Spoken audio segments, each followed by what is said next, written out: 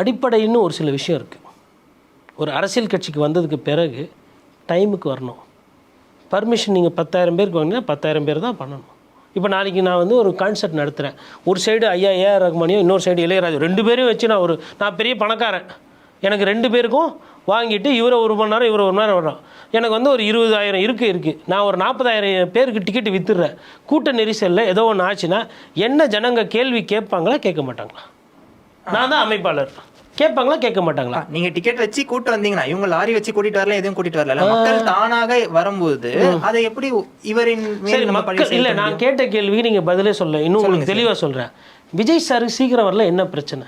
ஏன்னா நீங்க வந்து அவரோட வழக்கறிஞர் போல வாதிதம் பண்றதுனால நான் கேட்கிறேன். ஏன் அவருக்கு காலைல லேட்டா படுப்பாரா இல்ல எதனால அவருக்கு லேட் ஆகுது? என்ன காரணம்? அது எதுனா தெரியுங்களா? சார் அவர் லேட்டாக வந்ததுக்கும் மற்ற இடங்கள்ல லேட்டாக வந்து எல்லா இடத்துலையும் லேட்டாக வராரு அப்படின்னு சொல்லும்போது வந்துட்டு அதுக்கும் இந்த கொலைக்கும் முடிச்சு நான் கொலைலாம் பண்ணல.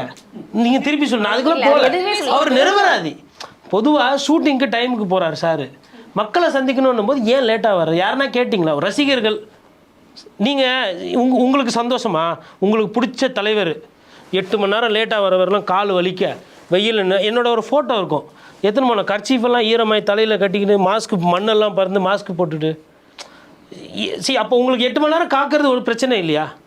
சரி இல்லை நான் ஒன் வேர்டு தான் கேட்குறேன். நீண்ட வேணாம். உங்களுக்கு அது பிரச்சனை இல்லையா? நான் ஒரு ஆன்சர் சொல்லுவேன், ஆனா அது ரொம்ப கொஞ்சம் பரவாயில்ல. இப்போ ஒரு காதலி இருக்காங்கன்னு வச்சுக்கோங்களேன், அவங்களுக்காக வந்து எவ்வளவு நேரம் அரசியல் பேசிட்டு இருப்பா. நீங்க விட்டா சாங்லாம் போவீங்க பொழுது சாங் காதலி பிரேக் அந்த வயதெல்லாம் தாண்டி விட்டு வந்தோம். கலைஞ்சு போல மக்களுக்கு ஏன் கோவம் வந்து கலைஞ்சு போல அது மக்கள் கிட்ட கேட்கணும். இனிமேல் ஓடி போவாங்க. இனிமேலும் கலைய மாட்டோம். அப்ப மக்கள் இது வந்து ஒரு நல்ல மனநிலை. இந்த மனநிலையை நான் வரவேற்கிறேன். அதற்கு உண்டான சாதகம் பாதகம் அவங்கள சாரும். நான் அதுதான் சொன்னேன். அவர் கருத்து சொன்னப்போ நான் என்ன சொன்னேன்? அவர் மைனாரிட்டின்னு, நீங்கள் மெஜாரிட்டி.